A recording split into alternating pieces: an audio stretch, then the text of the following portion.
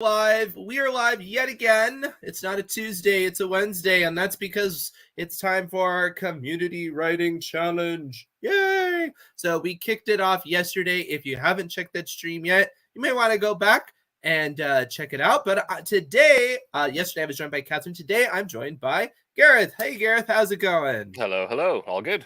Yes, and so we can talk about the Community Writing Challenge. If you haven't heard about it yet, well, don't worry. You're going to hear about it on the show. And we're going to talk about perhaps maybe being inspired by a larger work when creating a short story for a challenge such as this. Is there a way that you can get inspiration from your larger book and come up with a short story? So I'm very excited about it. We have some people that are already working on some stuff. Oh, yeah, go ahead, Gareth. I was going to say, people already making some good headway on the word count there. But we wanted to bring this session in early. It's kind of, it's day number 2 here because getting started can sometimes be the big problem. It's kind of, where's the idea? I can't think of a story. Or you start writing something and about 1,200 words in, you realize that you don't like it. It's like, oh, this isn't working and it's not gonna go anywhere. And that can be frustrating. So we thought one of the topics we could just kind of chat about for a bit today is the opportunity that you may have for actually finding ideas from your larger works, if you have any. If you've already written novels, or you have a novel that's finished but going through editing, that kind of thing, because you're guaranteed, well, almost guaranteed, that you like that stuff, that it's done, it's finished, you stuck with it, and there could be opportunities there. And of course, those opportunities, we'll talk a little about it as we get into the details, but has further opportunities built into that for your career as an author, the things you can do with existing material that you may otherwise forget about, because it is tempting. Sometimes we get to the end of a project and you're just, okay, that's done, now move on to the next thing, leave that in the dust. Totally. But there's still lots and lots of little gold nuggets that you could probably pull out of that. Fantastic. Let's see here. There was something. Oh, Tammy, you said you have a question regarding POV. Well, please pop that in the chat. And if any of you have questions particularly involved with short stories, what we're talking about, feel free to pop it in the chat, because that is why we do these live streams for sure. Ken is asking a technical thing. Italics were discouraged yesterday, but is it okay to signify thoughts of the text? Oh, it's totally fine. When we said, we were talking about people that do kind of gimmicky things with like font choice and things like that. Something that's a industry standard, like italics being thoughts, that's going to be totally fine. We're talking about stuff that's going to make you stand out. It's a little bit weird. It's, trying to make up for something. Covering the technical side of it, the formatting side, italics, yes, in the manuscript, italics should be as they will appear, as you intend them to be on the printed page. And using italics for thought is industry standard. So yes, 100%. What you just don't want is, italics over and over and over and over and over and over again. If you are going to use character thoughts, it's a good idea to do that sparingly. Don't be repetitive with lots and lots of these italicized thoughts coming out every paragraph or two. That can be very off-putting. So, but otherwise, using it as a technique is not off the table at all. I saw a question here I just want to cover from Lily. Can't separate the pages as per the standard, blah, blah, blah, blah, blah. Yes, there is leeway allowed. Don't worry yourself too much about the format. If your word processing software doesn't have styles built in that can, do the indents and everything, don't bother with indenting, just keep it standard. But I would ask, settle on just Times New Roman font, 12 point. That's it. As long as it's like that, that's fine. We're not going to disqualify you for not meeting, specifications exactly when it comes to the format. Just no crazy fonts. No crazy fonts. Nothing to distract from the words. We want to focus on the words, not on the formatting. So we can always make it look a little prettier when we go to print. That's easily rectified. So what is this community writing challenge? Maybe you're coming in, you're like, I have no idea what these people are talking about. Well, that's fine. The community writing challenge is currently in progress. It is something we do to get excitement around writing, because that's what we like to do here at AutoCrit, is encourage our community to get involved with projects. And of course, it's always easier to write when you have something to write towards. So ultimately, at the end of this challenge, we are going to go through the entries. We do have a panel of judges that are going to look through the material, and we will pick around 10 to be featured in a trophy. I don't want to say published work because it's a printed work, because it's not going to be technically an official publication. We're not going to give it its own ISBN number or something like that. This is a trophy for you to have, that you can realize you were recognized within the industry, and to just give you that motivation. And who knows, you might end up shopping that same story and getting it published somewhere else. You totally can do that, because only the winners are going to receive this printed copy. This is really a prize for you.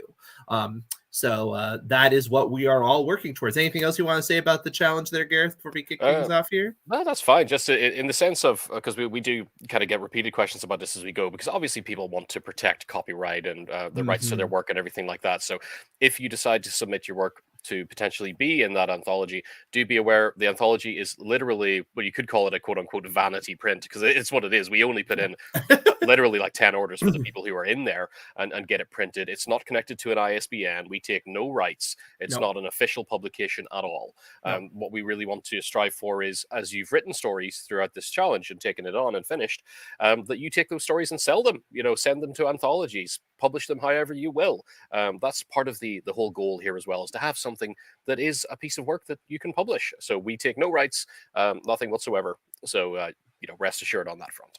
And we will have prizes throughout, including a prize draw later on. So stay tuned to this channel, get involved. There are multiple ways to get a prize besides being a winner at the very end. The goal is to have completed a short story, and of course, hopefully, you make it into that final printed anthology. Here is what it looked like last year.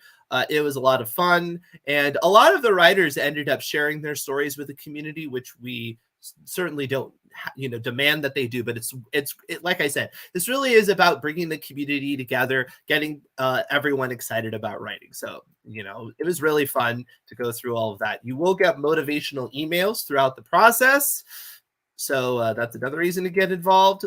If you do want to get involved, though, please follow the guidelines. We do get a fair amount of questions about that.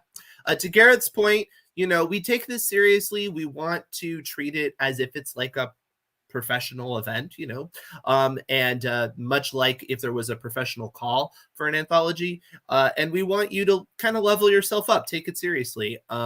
Not to mention, to be perfectly frank, with the amount of volume that we get, we do have to make some cuts. And of course, somebody who is not following the guidelines very well probably isn't taking it very seriously. And unfortunately, it is usually a sign that it's an easy cut for us to make. So please don't make that easy for us. We would rather not do that. But yeah, if you submit and it's like a weird file format, it's probably not even going to be opened, right? If it's just all crazy with fonts, if there's 20 million spelling mistakes, well, that'd be a lot. But if there's a whole lot of spelling mistakes in the first paragraph, things like that, don't make it easy for us to cut you, because we don't want it to be an easy process. We'd rather this be very difficult. I like the phrasing there. Don't make it easy for us to cut you. Yeah, right. That's like Garrett's horror world, right? I'm picturing like this, like guys, like, don't make it easy for me to cut you. It's like so victim blaming. You make it so easy for me to cut you. Yeah, there's a line of dialogue. Yes, please, no. All right, so that being said, yes, please get it up to professional quality. We are going to edit this somewhat before we put it into our little printed copy, even though this isn't going to anybody but the winners. But we want you to put your best foot forward, so typos and things like that will correct. But we're not here to do a lot of copy editing or do a developmental edit for you. We want this to be ready to go, ready to publish, in the sense, at that level. But that brings us for the topic of today, which is a way to get inspiration for your novel. And Gareth has some ideas based around pulling it from a larger work. So Gareth, go ahead and kick things off and tell us a little bit about that. Yeah, like I said earlier, this session really is about if you're feeling kind of stuck here, is to help with inspiration and stuff that's at your fingertips that you may not even realize. You know, like I said, when you finish a novel or a longer work, it's easy to brush it off. You know, put it aside, that's done, on to the next thing, and then an opportunity for a short story arises, and you think, I have to conjure something entirely new. Maybe you don't. Maybe there's plenty of stories already available that can be told based on what you've done before. And before I get into that particular little topic, I just want to highlight Wendy. Congratulations, Wendy! I saw your post about this. Your story I making it know, in so exciting. official published horror author. Well done. Congratulations. So yeah, some of the things I want to pull out here today are just looking at those little areas of opportunity. What could you do with a longer work? And of course, one of the first things is backstory and historical life events of your main character. Now, this is one of these things, we like to say with a novel and most stories coming out there is like, don't pack it full of backstory all the time and slow it all down. You know, it's got to be about what it's about, keep it moving. However, any great character that you've come up with, you've spent the time, you've grown to know this person, you've built everything about them, you probably love them and want them to, well, unless you killed them off, in which case you probably still do love them, but you had to say goodbye. And that kind of thing. There is a whole life lived with a great character, and of course, endless opportunities to tell stories from their past. So, if you have a novel sitting at the side with a character who's already written, ready to go, you know them inside and out, why not forge a story around major life events? Can you pull a nice narrative out of an encounter they had as a child? Maybe a little adventure they had as a teenager, or something odd at work when they were in their 20s, that kind of thing. There's lots and lots of opportunity there. And like I hate to say things are easy, but it's certainly easier with that kind of idea, just waiting, sitting there waiting for you to pick it up. And knowing this person as well as you do should make for an easier time getting in. You just have to find a fun narrative to wrap it around, obviously. One of the things we would say here, and Daniel mentioned this to me backstage earlier on yesterday's stream, saying like a short story isn't literally just a cut and paste of a section of your book. Don't just Right. send in your first chapter and call that a short story. No. It needs to be a narrative. So obviously there's a story involved there. So you can't just lift something that you've already written and move it over. But yeah, just think of historic events with your main character and make it a story. Give it a beginning, a middle, and an end. Something interesting about it that it's kind of talking about is, alongside with the theme of community. So how do you kind of wrap the story around that? And think about what's going on there. It could be, again, right at your fingertips. I love how we have such, nerdy people, because I'm a nerd. They're like, how much would it have to be to really be 20 million spelling errors? And you got an answer, 4,000 to 10,000 errors per word. Thank you. This would be called hyperbole, everybody. But I love it. Yes, take me literally. But yeah, to Garrett's point, we did have people last year actually send us first chapters or excerpts from a larger novel, and that didn't work because it didn't have a clear narrative. But remember, in a short story, you do have wiggle room as to what that narrative is. And like, for example, generally in a story, you want a really clear beginning, middle, and end. However, there is such a thing as short stories that don't have a real buttoned up ending, and it actually is to their benefit. It's something that you can't actually do in a regular story, but you can, in fact, do in a short story. So keep that in mind. However, it does need to be a fulfilling experience. And the way I think about it is that it either needs to be a situation or circumstance or series of events that clearly matter to the main character involved in the short story, or if they can't tell why it would matter, we can see why it mattered, right? Either or, but it needs to have consequence. It can't just be just happenstance. Or Yeah. I've seen like little slice of life short stories, but even those, there's generally a subtext involved. There's something underneath the surface that it's trying to get at thematically or something, and so then it matters more to us, even if what is going on in the story is more mundane. So we have some questions about the theme, like, does community need to be current? Can it be historic? Can it be it could be whatever. It's community. Community is an abstract term. Anything at all. Yeah, go with it. In fact, I will say we're going to enjoy watching how creative people go with it. All right. So another thing that you can do is take out possibly scenes or moments in your book that you didn't get to fully elaborate on, right? Something like that, Gareth?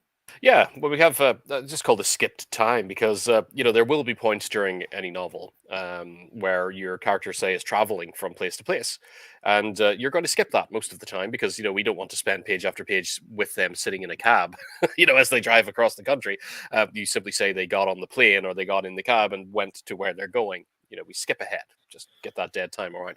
But look for those opportunities as well. Is there something in any of the novels you've written or the longer stories where you did that, where you had to skip time for travel? And again, let's just go back to the idea of a flight. Let's say they took a flight to another city or another country. You will likely have jumped over that. There's an opportunity right there. You have a character, you have a setting, you have them restricted in a small space. Let's say it's on an airplane. So what could have happened? What could have happened during that flight? Can you forge a little story with that character, that setting, that thing that's Mhm. already there that you just didn't get into before, and make a little short story out of that? That could be super fun. Yeah, no, absolutely. And you can even think of it from more of a spin-off sort of perspective, right? Maybe the character went on that flight and there were other people on that flight that impacted the character on the flight, but it's just where your mind is at, right? And so Yeah, it's easier to jump off of that than to just start completely from nothing, right? yeah, Because and it's what you the same. might think of is like, for example, what would be the most irritating or difficult person for this character to encounter on a flight? And and then that'll start getting those gears turning, and then it's like, oh, this person is trapped with this person that they really don't want to talk to, and then that person is has an interesting story to tell, and it could be a complete beginning, middle, and end, which wouldn't really have any bearing in your main book, but you can think about it, take it, make a short story out of Yeah, it's clearly kind of what did this interaction or this it. event kind of Mm-hmm. teach them? How did that change the character in some way? Yep. Um, and you have a story, there it is, a little Yep. story built into that, a little arc. Um, of course, with the skip time thing too, it could also come into time itself. Let's say you again have written a novel, but at some point you had to jump forward 3 months. So you've kind of done that 3 months later. And what happened in those 3 months? Is there something in there that is fresh in your mind? Obviously, because Right. you know the novel, you know the momentum of the story, you probably know what happened during those 3 months. So now's the time to write it. Yeah. Use it somewhere else. It didn't fit in the novel, but it might fit elsewhere. Exactly. Should a short story make a reader want to know more about the situation character after the story's ended? I would say almost every story should do that. And that doesn't necessarily mean you have to have all these unresolved plot threads, because that's not generally a good idea. But I always think that if the audience can imagine your characters living on after the story, that's what you're always shooting for, right? You're always shooting Yeah. for kind of a what happened next, at least a little bit. So yes, if you're that's a good instinct to be thinking that way, right? Because what it does is it lets your story live on in the audience's memory, which is a great thing for lots of reasons. um, I think some of those reasons we'll get to as well. oh, there we go. Side characters, yes. What about perhaps taking inspiration from some of the secondary characters in your work that are fun or interesting or quirky, and maybe they don't have a major bearing for the plot of your story, so you're not really telling their story. However, in their own life, of course, they're the hero of their own story, so we can roll with that and see where that leads us, right? Yeah, they are ripe for the picking when it comes to side characters. Think back to what Daniel said. Thinking of that flight scenario. So your main character in this novel that you've already written. Again, you know this person. There's a story waiting to be told, and they're on a plane and they're sat next to somebody that they can't stand, and then Mhm. they're stuck on Right. that plane for 3 hours. Now, what if you write that story from the perspective of the other person? Mhm. You jump out of the head of your main character. Of course, they are now a main character still in that story, but they're not the main character. You're going to tell this from the perspective of that other person. Really interesting kind of angles to come from there. And talking of other side characters too, that this would be an entirely new character that you've conjured. But any novel, of course, is going to have side characters. Best friends, sidekicks. Maybe they take off for a while on their own subplots and things like that. Look down those avenues and think: is there a short story, something they encountered as they were taking care of their business kind of off screen, quote unquote, or Mhm. so to speak? Is there Yep. something that kind of happens with them that you could tell, that you again know about? It's in your head, you know what they were doing, that but it wasn't pertinent to the novel when you were writing it, but there's a story there already. And that's the thing. I think if you have these under your belt, there's no reason to kind of sit there staring at a blank page thinking, oh, I've got to write a short story about community and I don't know what to do. It might be right there just waiting for you. Take that side character, person you already know, stuff we haven't seen. Give us a little story there. Yes. Wait, Wendy had a comment I liked. She said, I was on a 7-hour flight where some kid's iPad started making strange noises. No one knew how to stop it. You can definitely tell she's a horror writer, but that second sentence is so ominous. I feel like that's like a flash fiction horror story right there. No one knew how to stop it. So the story is just called The iPad. The iPad. I love it. Always difficult to find the line between intrigue afterwards versus too many unanswered questions. Yeah, I would say that can be a challenge. I usually think of the unanswered questions that tend to be enjoyable versus frustrating are ones where it's kind of the consequences and thinking about the consequences of what occurred versus like I said, you're not wrapping up things, leaving too many unanswered plot threads, right? There's a very big difference between, the character goes off and it's like he needs to find the treasure. In order to find the treasure, he's going to slay the dragon, and leaving the audience where like he has the sword up and it's like, would he make it through the dragon? He never would really know, and he just cut it off, right? That would be kind of frustrating. However, if he kills the dragon, but because he killed the dragon, he learned something about himself, there was a cost, well, that means his life has changed, and then therefore we can ask, so therefore what? How did that impact his life from the future? Yeah. And I think those usually work. I can't think of too often. I mean, I suppose you can make him so fundamentally change that it's almost like you've started a whole new story. It's a cliffhanger. But usually I think that works because the audience understands, like, you accomplished what you set out at the beginning. You fulfilled that promise. And yeah, there's a cost and you're kind of interested in how that goes. But I generally think that works well. Let's see here. I just want to keep up with the comments here. Let's move on to our next point, which is the villain story. Oh, this could be fun. So we all know that generally speaking, most people do not think of themselves as the villain in their own story, right? They think of themselves as the hero.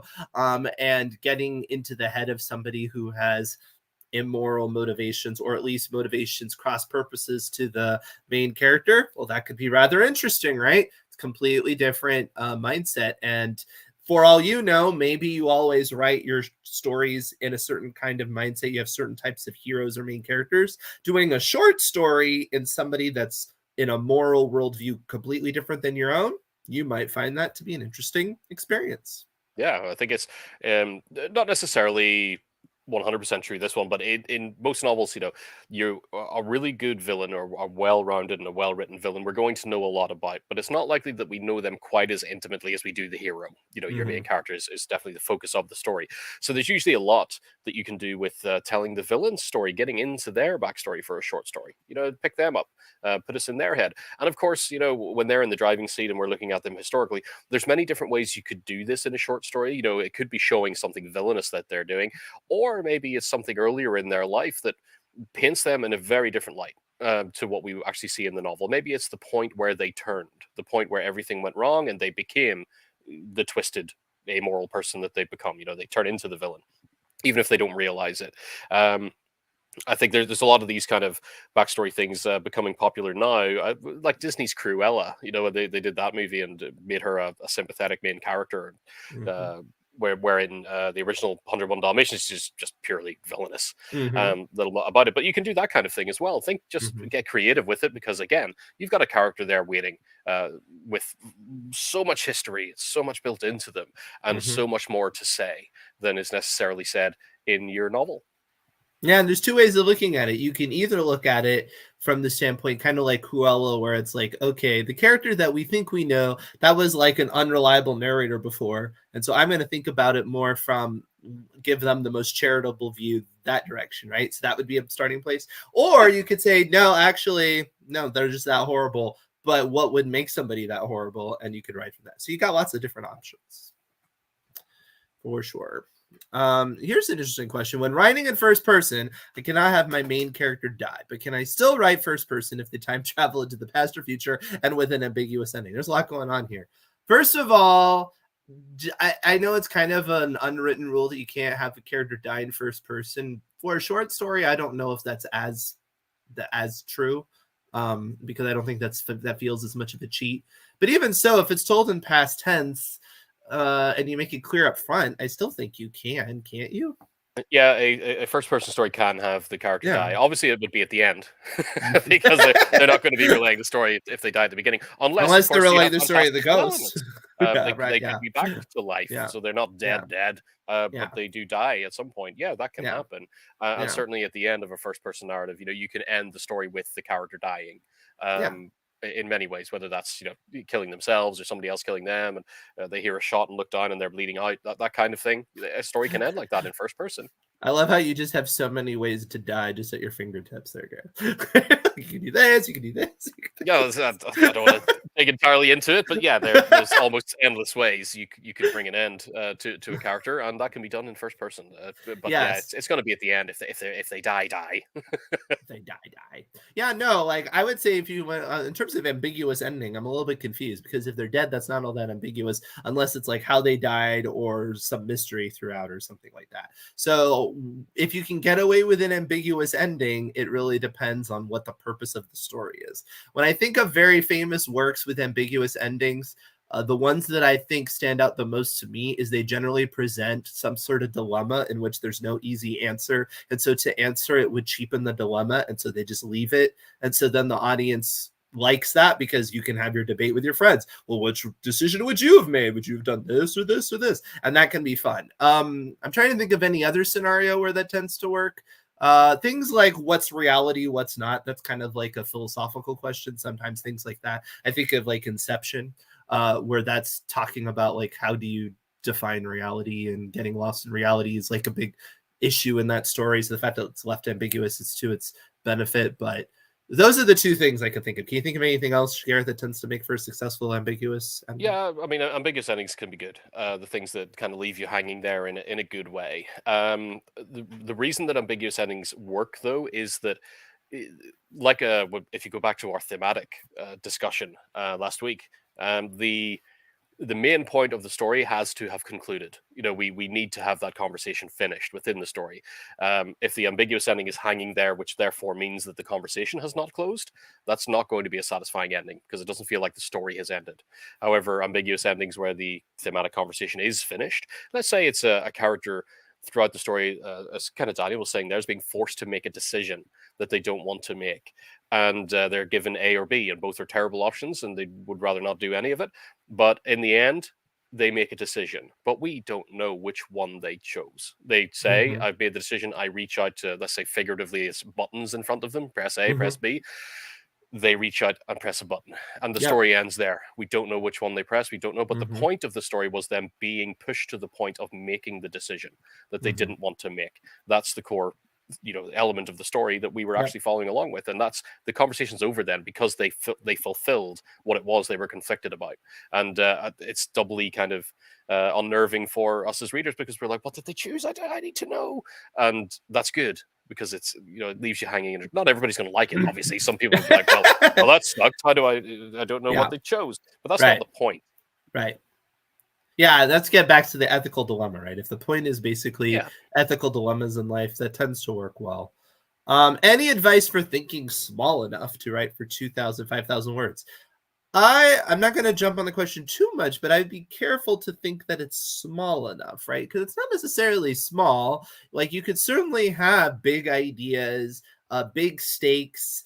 Because you could write a 2,000, 5,000 word essay about the entire destruction of the earth, right? And it could be quite compelling. So I think what you're getting at is more like kind of reductive, right? How do you get to the core at something so that way you're not having to spend a lot of time setting things up? There's a couple of tricks. One thing is keep your cast small, keep the actual scenario, the specific conflict that's present, simple enough to explain quickly so you can really explore it. Those are kind of the quick tips I can think of. Do you have any other tips, Gareth, kind of off the top of your head? Well, there's the kind of old adage of start late, end early kind of thing as Yeah, well, is get in right. as late as possible to tell this story. Usually thematically stripping it down to one major thing that you're talking about. What's this story about? Of course, we have the theme of community, so you're approaching that in any way. You might want to simply make that the single core theme of the story and focus only on that. And that's that kind of question, that conversation that you're having throughout it, can help you keep it short. However, the other side of things is give yourself a bit of freedom when you're writing it. Don't worry, because the second half of the challenge, in the second week, we're going to move into the editing stage too. Strip it way back when you're editing.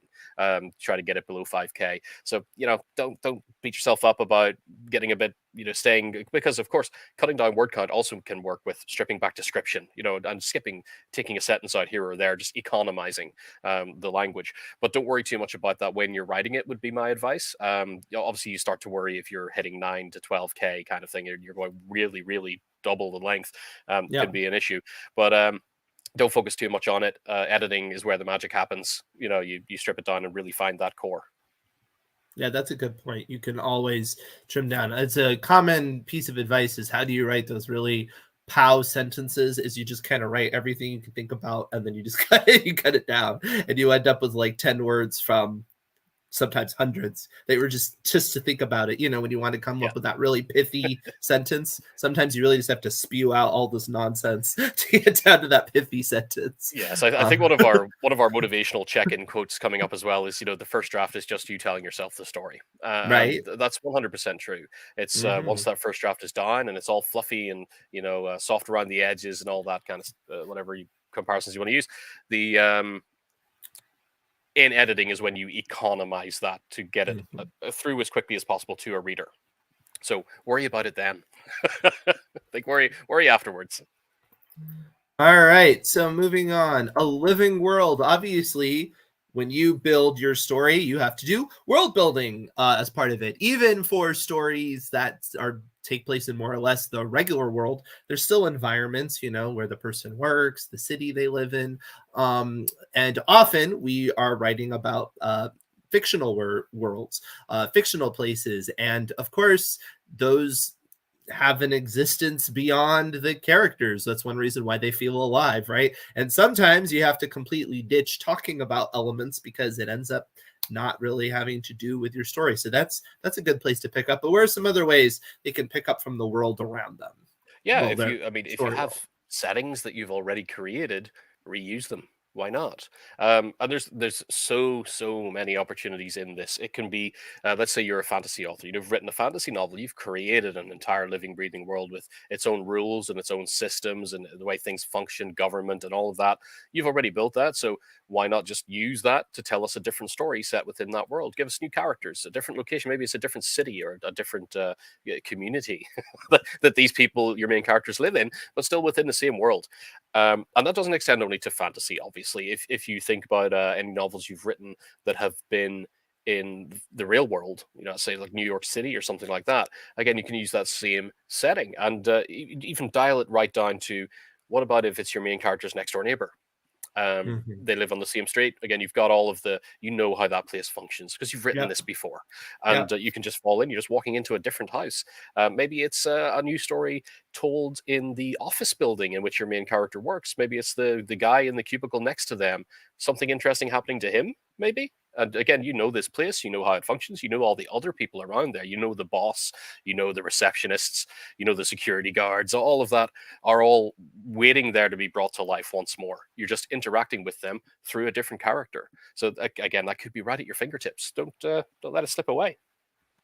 No, absolutely. I mean, you've spent a lot of time thinking about these places, right? Living in them, and often you end up having to kill some darlings along the way. Well, you can resurrect your darlings and you can make them into a short story. They can serve a purpose again. I think we had somebody, I don't think I can find it, was towards the beginning. They said that's literally what they were doing. There was a segment of their story that they had cut out entirely.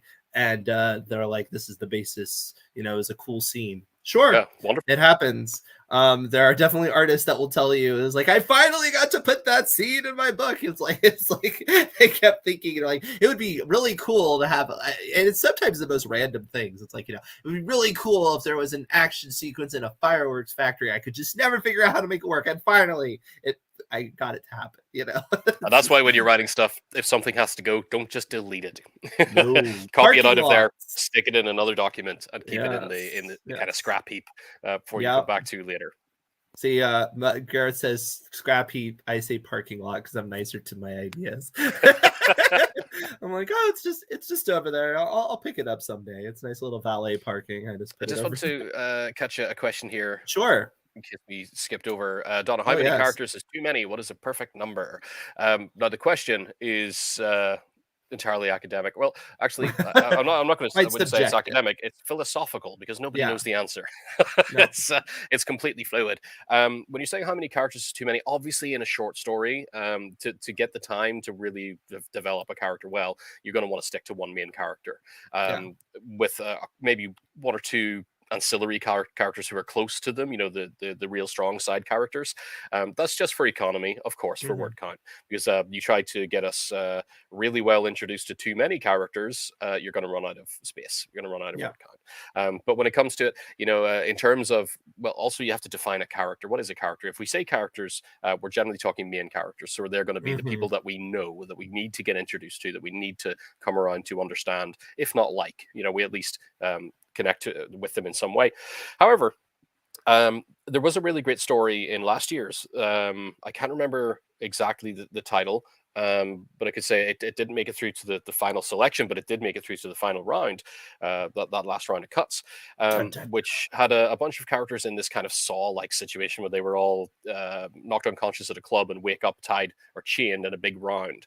And there was one main character, obviously, who we spent the time with, but I think there were probably like 7 or 8 other people chained in that round, and they were all being taken out one by one from, I think it was crossbow bolts being fired in the dark, so nobody could see. They could just hear the and then somebody went down, and they had to figure out what was going on there and work together. But of course, all of those characters, they all had their own little moments, but they weren't the focus. You know, the author wisely didn't spend a whole lot of time trying to really get us to get us to know all of these people, their kind of bodies in that room. But they worked because they did have their own little quips or things they would say, and of course they start getting taken out quite quickly, so they're dropping dead and no longer an issue for the author to deal with. But technically speaking, those are characters, so that's a short story with about 10 or 11 kind of functional people acting within the confines of it. But again, you just have to manage the amount of detail that you go into with them and how you use them. Yeah, no, that's awesome. All right, so we have the question: how central does the theme have to be to the story? I'm assuming for the purposes of this challenge, not just because obviously that's kind of a philosophical question in general. But for this challenge, since you have some of the groups that's going to be judging your work, we have a large amount of people doing it. What are we looking for in terms of the use of theme, Gareth? Do you have any inside tips? Yeah, the theme of community, you know, like I said, if you're struggling with kind of keeping it small scale in terms of your thinking and what this story is about, you may simply want to make that the main theme. You know, it's about community or a community of some kind, right up front, easy. However, community does not need to be the main theme. We just need to see that it is thematically discussed at some point. There's something about it. Now, you wouldn't get away with saying, yes, there's an aspect of community in this story, if you say, for example, that one of the characters, let's say it was a side character, had come from a community, you know, or been exiled from a community, and leave it at that. You know, that's it. Because everybody comes from a community of some kind. So that's not a thematic discussion. To have somebody say, I come from this place, is not thematically making use of community. If the story is saying something about the reasons why that person was exiled from that community or left that community, things that they have wrestled with against that community, now there starts to become more of a discussion happening there, something being said, some kind of perspective on a community. And that can be a minor part of the story, as long as there's some meat to it, something to chew on when we get to it. But it doesn't have to be 100% upfront, on the nose. You know, this is literally a story about a community. Not at all. Have fun with it. Play with it. All right. Do your characters always need a last name? No. That's a pretty easy answer. In fact, they don't even always need a name. A famous book I could think of is Rebecca, where the main character is just I. There's never named. So yeah. And that's actually part of the kind of the point the author is making about identity and things like that. So yeah, no. A short story, actually, it's even easier to do that. You could do all kinds of weird things where with your main character. You don't have to think of it necessarily even as a person. If you want to get more abstract and interest and quirky, feel free. Have some fun. Yeah, have fun with it. I saw a Yeah. comment. I'm trying to find it here again. It made me laugh, and I thought that's a great idea. Oh yeah, there we go. You could tell your story in the form of an angry letter to a business. Yelp has funny authors. Yeah, think outside the box that That's way. awesome. That's a really, really good idea. That's like a new twist on epistolary format, right? Yeah, yeah. And as long as there's a story built into that, as long as it's building up to revelations and things are happening, it's compelling because it's such a fun idea. It's immediately compelling. Mm-hmm. For sure. I mean, we've all seen those ads. There's these new stories that are told all in text, right? So yeah, absolutely. Do however you want to do it. That's fine. Again, short story is a great place to experiment because there's lots of, you can call it more gimmicky or what do you want to say, quirky, different sort of styles that it would be hard to sustain an audience interest for an entire novel, but for the amount of time for a short story, yeah, can work. Yeah, really the great well. thing about short stories is really is a playground. Because you're in and out. There's little commitment. You're not trying to get people to spend a long time kind of clinging to a gimmick. Gimmicks are fine with shorts. They can be really good because again, you're in and out. You don't wear out your welcome, so to speak, and overplay the gimmick or the concept. So yeah, have fun. I mean, think outside the box. Yeah. So he says some stories have swearing in them. Should these stories avoid swearing altogether, or is this fine? I'm guessing again, it's for the purposes of the contest. Obviously, anything like that content varies on the audience. We don't mind, certain language if it's appropriate to the character, but we do not want anything where the author is making any sort of negative comments about groups or things like that. So if it's a character thing, then that's fine. If it's an author thing and you're going on a rant about something, that's not going to work. Yeah, swearing's generally fine, but again, it's in context. You don't want it to read like some edgy 13-year-old has discovered a thesaurus of swear words for the first time. It stands out, but if it's contextually relevant and feels there, it can be smart. I was going to say like sounding like a Quentin Tarantino movie or something, but that kind of dialogue with a certain character who swears a lot and it works for the character. Again, if it fits the context, it's absolutely fine. We're not going to be kind of clutching pearls about language. Yep. I wanted to bring up one here from Brandy. It's a great idea to create a short story in a novel setting you're developing to help you get more of a feel for the world. 100%. I think that kind of thing is a great exercise to do. It's one of these things, if you are, let's say you're in the middle of writing a novel and you're kind of not feeling it that day, you sit down and go, this is not going to be able to continue with this. Instead of saying, I'm not going to write today, try doing a little spin-off. Give yourself some practice with a quick little short story, even a flash story, just helping you develop that world and start to fall into it. I think writing these kind of spin-off stories are a really great exercise. Again, not just for keeping yourself oiled as a writer, but they can also be really good functionally to help your career, like kind of hinted at the beginning of this evening. One author his stuff I enjoy is Jonathan Mabry. He has a whole series of books based around the main character, Joe Ledger. And he not only writes the novels, but also writes short stories featuring Joe Ledger. And those stories regularly end up in, all kinds of anthologies with sci-fi horror and action, because it's like a sci-fi horror action blend is what that series is all about. And he places, he sells those stories to different places. And that's great because if a reader or an editor has never heard of your main series. Let's say Jonathan sent one of his Joe Ledger short stories into somewhere, and the editor there and the people who read that anthology when it's printed have never heard of the Joe Ledger series. They read that short story and they get hooked. They'll think that was really cool. That was a really cool characters, lots of action. I like the writing. I'm going to look at what this author is doing, and they'll see the Joe Ledger series, and they go, "Oh, that's the character that was in that I liked. I'm going to buy all those books." And you've just bought yourself a new fan, right away, just from using a spin-off. And those kind of things, it doesn't extend only to submitting for anthologies.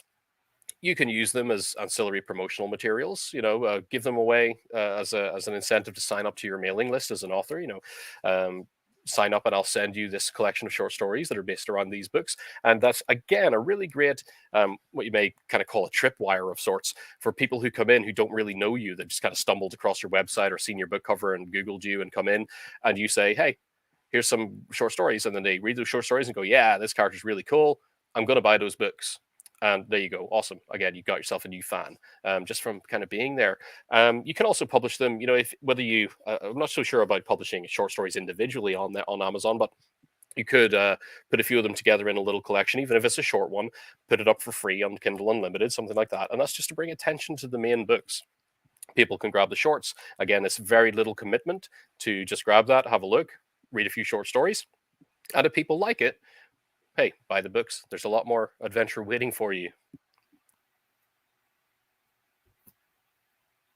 I have a comment. Is first person or third person better for these short stories? And the answer is yes. No, no, really, it does not.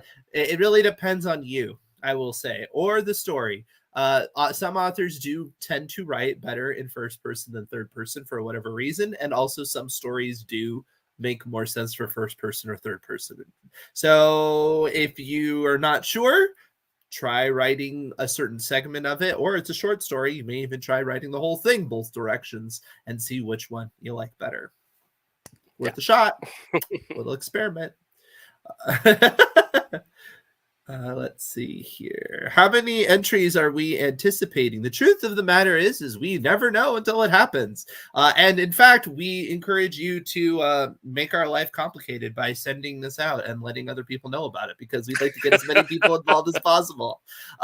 We also, that kind of falls in line with another question we often get, which is when do we announce the winners? And because, like we just said, we don't know how many people are going to be involved. We don't know exactly how long that process is going to take. However, we will do it as quickly but carefully as we can, because we know we do want to take this seriously. And even though the winners, this is a private, contest for them, a private prize for them, we want it to be earned and it to matter. It does carry weight if you get selected, because I can tell you it's not an easy process, because I've been involved in it from behind the scenes, and we do put a lot of thought into it. We do take it quite seriously. Yeah, it's not easy. And we do expect, I mean, we couldn't say a specific number, but it will be, based on previous years, it will be hundreds. Yes. Just put it that way. It'll be quite a few. Quite a few. I'm trying to see if there's any other questions here. Let's see. I'm just going to pop into the comments here. I saw somebody mentioned earlier yesterday. I wasn't on yesterday's stream, but I did watch it. Daniel and Catherine mentioned, of course, with this challenge, because it's open to the public and everybody's welcome to come in, we have lots of new faces around here in the AutoCrit community now, who perhaps aren't too familiar with everything we do behind the scenes in terms of the membership platform. So the owners unlocked the fabled $1 trial, so you can unlock everything, and that's access to the editing software, the writing platform, and private membership area that we have, and lots and lots of great events and everything happening in there. One this Friday, in fact. And I'm going to pop the link in there because somebody asked for the link, so check that out if you like. I hope that's the correct link. Let me just check it. It's open now. If you watch this later, it may not be, so our apologies. Yeah, if you're catching up later on, it may be closed again. But that's the link. I've just popped it into the chat, and that will unlock everything pro level membership for 14 days for you for $1.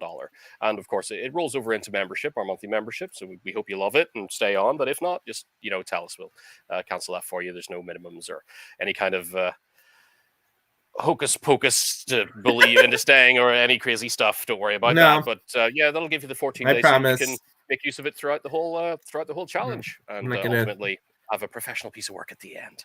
I'm not going to schedule a Zoom call and be like, please stay, but I will be on Zoom on Friday with a live, it's not one-on-one, it's one-on-many chat for our members only about writing. And it's always fun because we all get on and people throw me a bunch of crazy questions about what they're working on, the sort of things that if you ask the average person on the street, they think you're kind of nuts, but that's the kind of questions I like.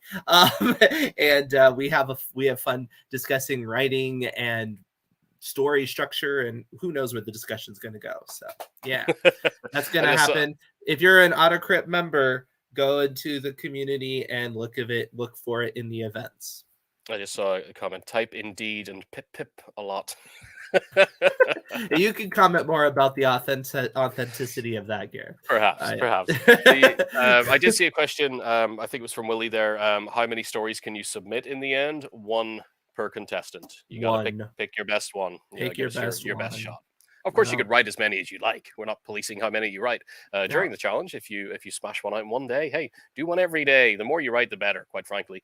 But when it comes to submitting for the grand prize, so to speak, you will have to choose one. I love this. Reminds me of a meme. Are you a writer because you're crazy, or crazy because you're a writer? Yes. Kind of true.